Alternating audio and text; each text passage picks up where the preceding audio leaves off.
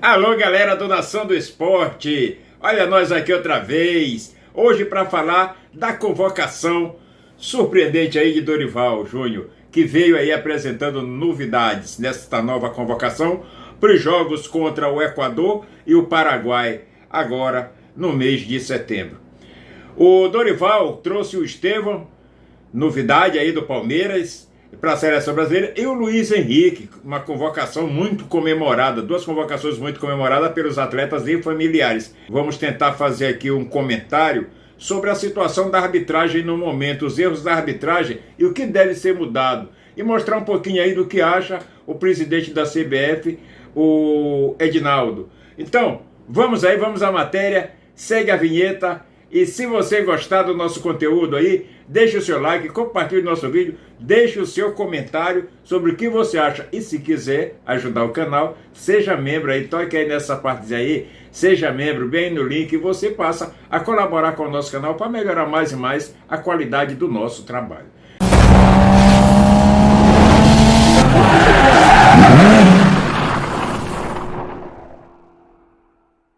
Hoje nós vamos falar aqui da convocação da seleção brasileira, os novos nomes aí que nós temos. E vamos falar um pouquinho sobre isso e também mostrar um pouquinho da matéria que tem em alguns sites que falam também sobre o assunto, que nos ajuda também a fazer esse comentário e levar para vocês um pouquinho desse nosso trabalho que a gente tenta cada dia melhorar, porque a gente precisa se profissionalizar mais aqui dentro. Mas, sem mais delongas, vamos ver aí a convocação da seleção brasileira com Dorival Júnior.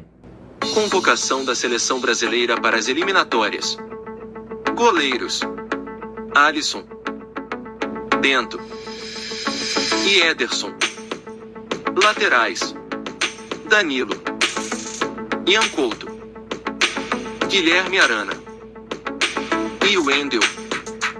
Zagueiros: Beraldo, Éder Militão, Gabriel Magalhães e Marquinhos. Meio-campistas: André, Bruno Guimarães, Gerson, João Gomes, Lucas Paquetá e Rodrigo. Atacantes: Endrick, Renovação. Estevão, Renovação. Luiz Henrique, Renovação. Pedro, Renovação. Savinho e Vinícius Júnior. Gostei, Dorival, gostei aí dessa convocação, muita coisa boa, tem novidades, vamos aproveitar esse novo momento, mas o que muitos perguntam é, por que alguns jogadores não rendem na seleção o que rendem nos seus clubes?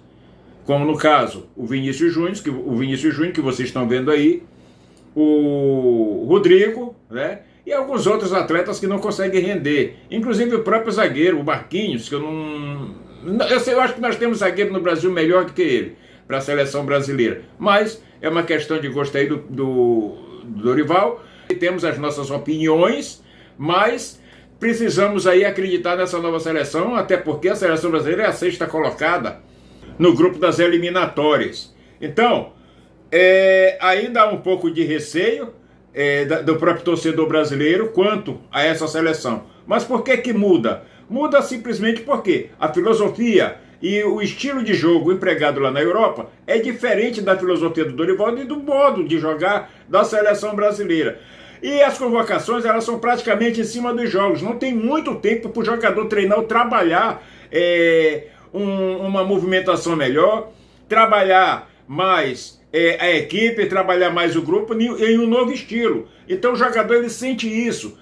Muitas das vezes o técnico ele começa a querer inventar, tirar jogador de uma posição, colocar em outra, e aquilo prejudica o próprio atleta. Porque quem está vendo acha que o atleta que não está rendendo, mas não é. É a forma de jogar do técnico, é a forma de jogar do time que é diferenciado. E não é fácil você sair da água para o vinho de uma hora para outra.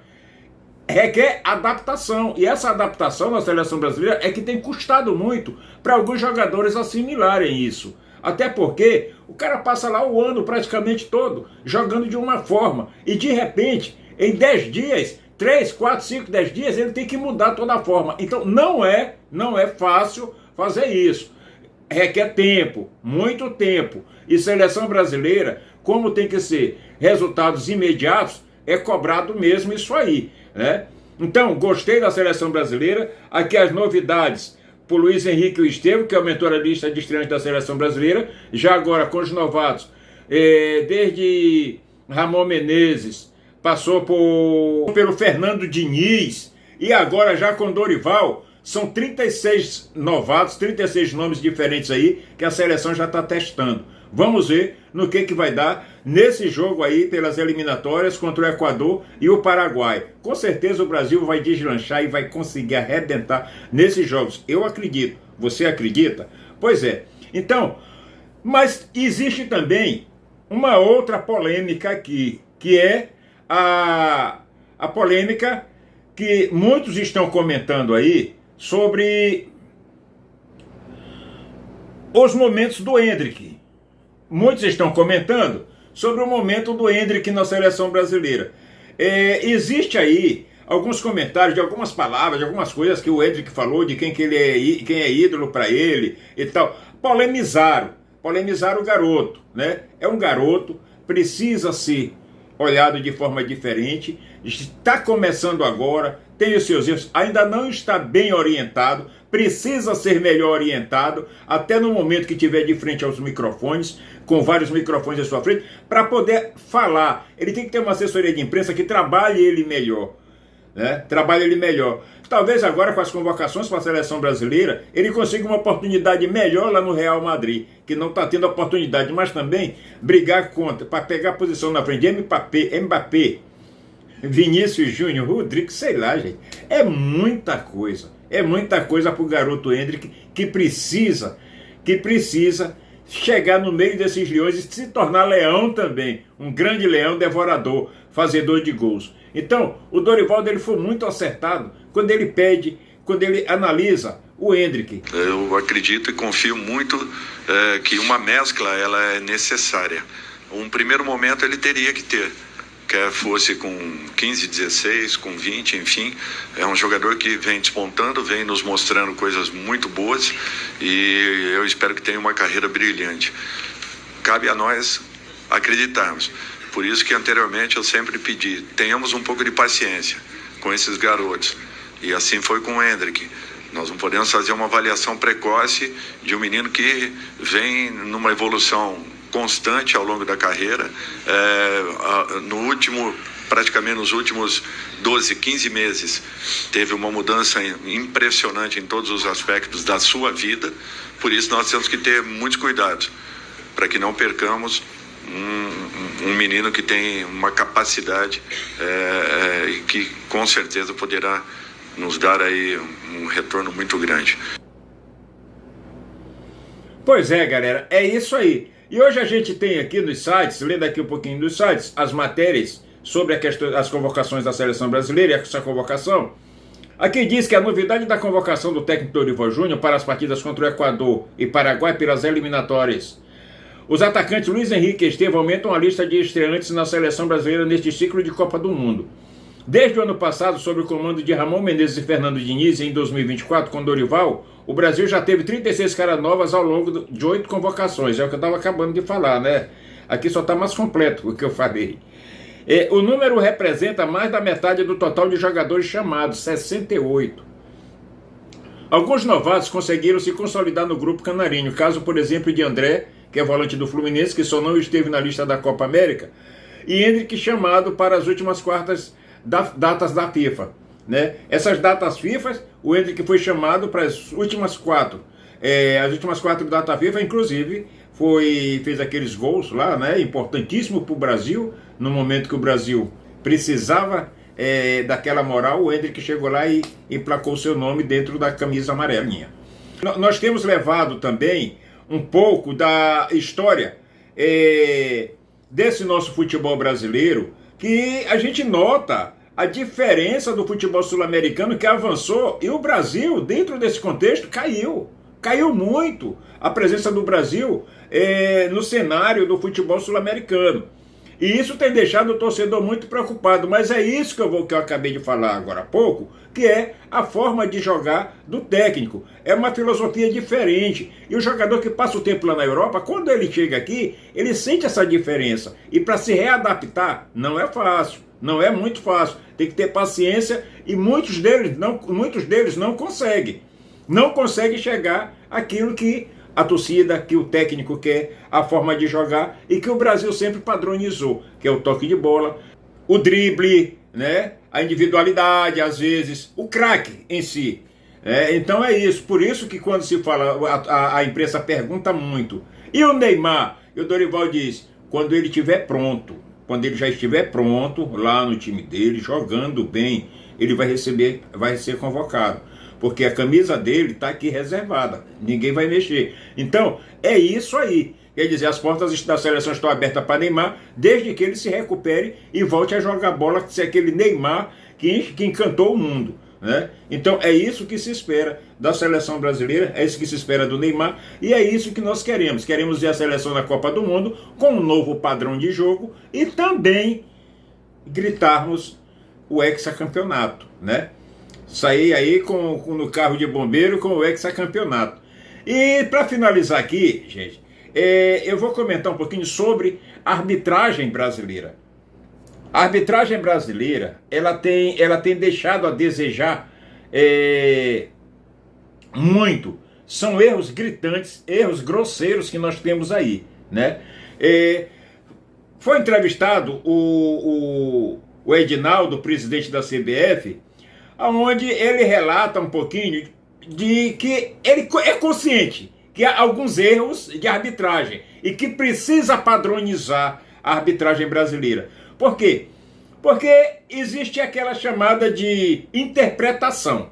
A interpretação, ela é muito usada hoje na arbitragem. Não tem uma interpretação, quer dizer, não tem um padrão de falta. No caso, o que aconteceu no jogo do Palmeiras? Foi mão. Mas o que aconteceu no jogo do Vasco? Quando o gol do Veguete foi anulado, a bola bate no Léo Pelé, depois bate no braço de Veguete, aí foi anulado o gol do Vasco que bateu no Veguete, lá foi mão, né? Mal anulado. Então, o juiz sinaliza uma falta, ou um gol, dá lá o gol, né? O bandeirinha não levanta a bandeira. Aí o VAR chama o árbitro.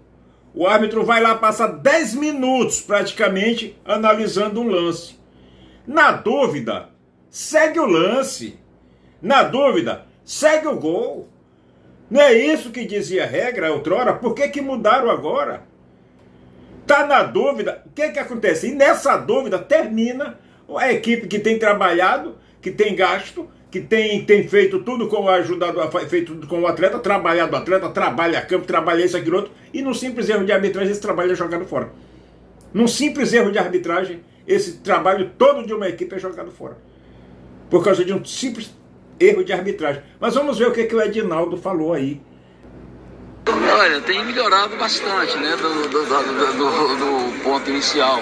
O CNM, quando ele chegou, há 2 anos e meio atrás, ele implantou lá uma filosofia de trabalho que pudesse vir mais árbitros. E nós falamos aqui agora com relação à seleção, que está sempre renovando. Tem muitos árbitros novos que têm surgido e que têm também feito um trabalho muito bom. Lógico que a arbitragem sempre vai ser questionada. E qualquer que seja o momento, a arbitragem ela já entra questionada no jogo. Mas a comissão de arbitragem ele tem trabalhado de uma forma muito assim criteriosa no sentido de melhorar cada vez mais. Mas apesar de tudo isso, tem acontecido equívocos na arbitragem que não era para acontecer, dentro de uma evolução que está sendo feita. Isso, quem acompanha os jogos sabe, tem situações que os árbitros aplicam aqui hoje um critério, 2, 3 jogos, aquele mesmo árbitro modifica, quando as regras são as mesmas. Então, essas questões têm que serem realmente discutidas e não apenas isso. A crítica sempre é é importante quando ela é construtiva, mas também é importante para que a pessoa fale que sou o dono da verdade, a pessoa chegar ali e ouvir os clubes para que os lamentos que os clubes falam com relação o que mais aflige eles no que diz respeito aos erros. A gente sabe que tem clubes que reclamam porque às vezes dá uma justificativa para os seus torcedores, mas tem clubes que também têm pertinência nas reclamações que realmente aconteceram os erros. Eu acho que a padronização tem que ser realmente discutida e aplicada, porque senão vai acontecer, vai continuar novamente fazendo aqui, aí no outro jogo diferencia, entendeu?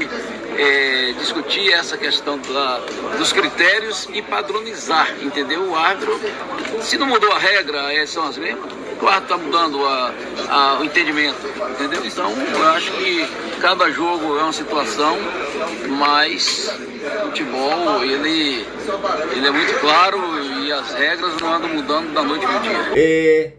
Se ele sabe que existem esses erros, se já é sabido que todos esses erros estão acontecendo já há muito tempo, por que não mudou antes?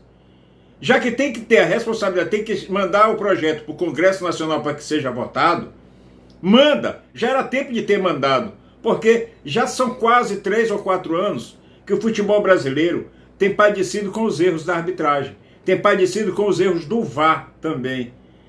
O VAR brasileiro ele não é muito requisitado.